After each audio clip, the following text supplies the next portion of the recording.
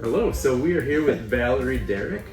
Today she's going to teach us her famous shortbread recipe. Yep. That's all it's called. This is an old family recipe? Old family recipe, yeah. Okay. Yeah. So you're going to show us just 3 ingredients. Just 3 ingredients. As I've said before, it's considered one of the easiest recipes to make and one of the easiest recipes to mess up. Okay. So you kind of have to get a feel for it. So we're going to begin with, the ingredients are 1 pound of butter, 1 cup of sugar, and 3 to 4 cups of flour, and that's all it is. There are no eggs, there's no baking powder, there's no anything like that. It's just 3 ingredients. So we start by combining the butter and the sugar. Now, the sugar, you can use regular cane sugar. The original recipe called for what's called superfine sugar, which is also called fruit sugar, which is really difficult to find anymore. What I do is I put regular sugar in my food processor and just whir it for a few minutes, and that makes it superfine. So, but I've also made it with just regular cane sugar, and it works out fine. So either is fine. So we're going to begin, and I use a mixer just because it's easier. We're just going to put the butter in first.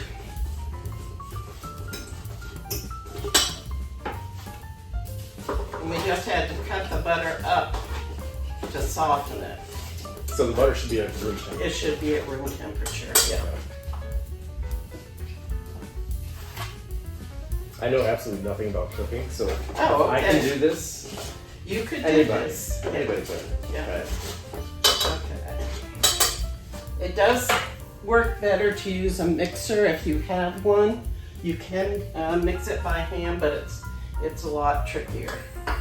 So I put in my pound of butter and my cup of sugar, and then I'm just going to mix them until they're well combined. And now this is the part that takes a little bit of practice. This is where you can go wrong with the recipe, because you're going to add your flour a little bit gradually. I usually start by adding the 3 cups because it doesn't ever really take less than 3 cups.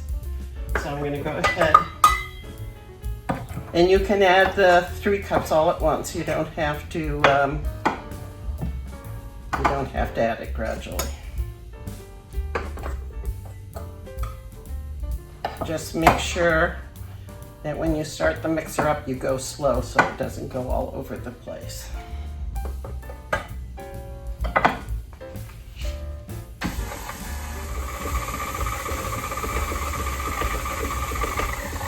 Okay, I'm going to scrape the sides down just a little, just to get all the flour that didn't combine.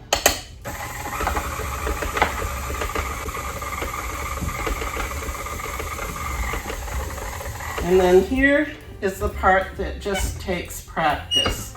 You kind of have to feel it for the right consistency. If it's a little soft when you squeeze it, you want to add a little more flour, but you want to do just very small increments. So maybe 1/4 cup at a time. I very seldom need to go all the way up to 4 cups of flour, but I often need to add 3.5 cups altogether.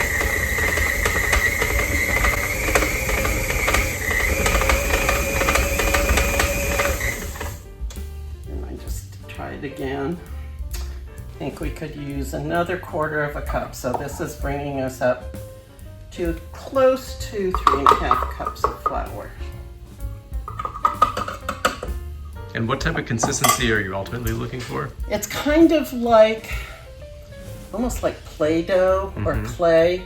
It's where when you pinch it, there's some give, but it's not stiff. Okay. So.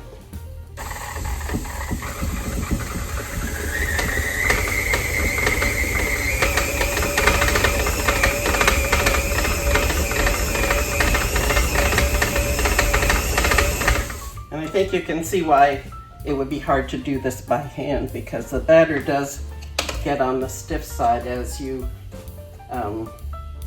mix it, and it would be really hard to do it by hand. But it's possible.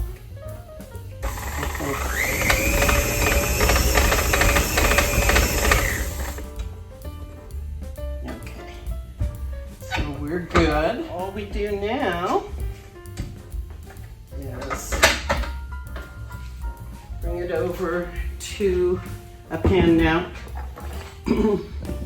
There are many, many ways to make shortbread, and there are lots of people who will roll the dough out and cut it into shapes.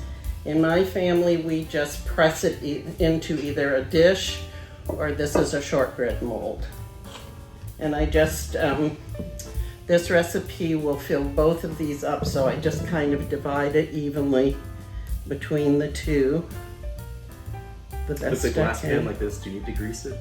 You don't. Okay. You don't need to grease the glass bowl at all, because the shortbread has so much butter in it. I do grease the mold just because of all the little nooks and crannies. It can get caught up in that, and it makes it harder to get it out. So.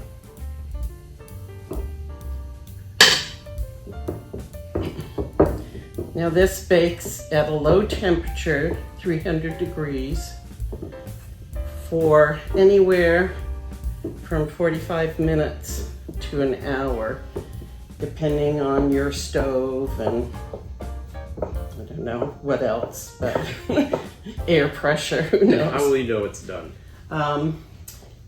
When it's done, it has a golden color, and when you touch it, let me see how I can describe it. There's a little bit of give as you press into it, but it's not solid. Okay. So, and I always prick it with a fork, just in a random pattern. And somebody asked me once why I do this, and I do it because my mother did it. It's a good reason. But I think it also keeps it from puffing up too much, because you want to keep, it's not something like a cake that has to rise. So, and that's it. So we put it in the oven for, I start out checking it in 45 minutes, and then if it's not quite golden, or I think it needs a few more minutes, I put it back in 5-minute increments until, but that's the practice part. Okay. Just kind of get to know. Yeah. So.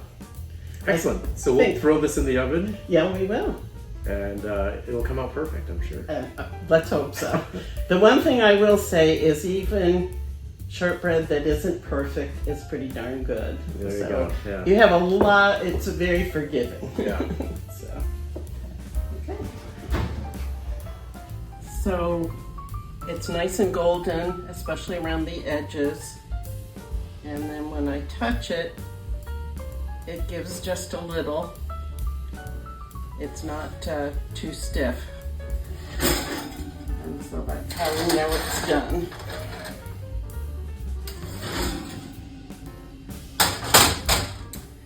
And that's it. Okay. Thank you. You're welcome.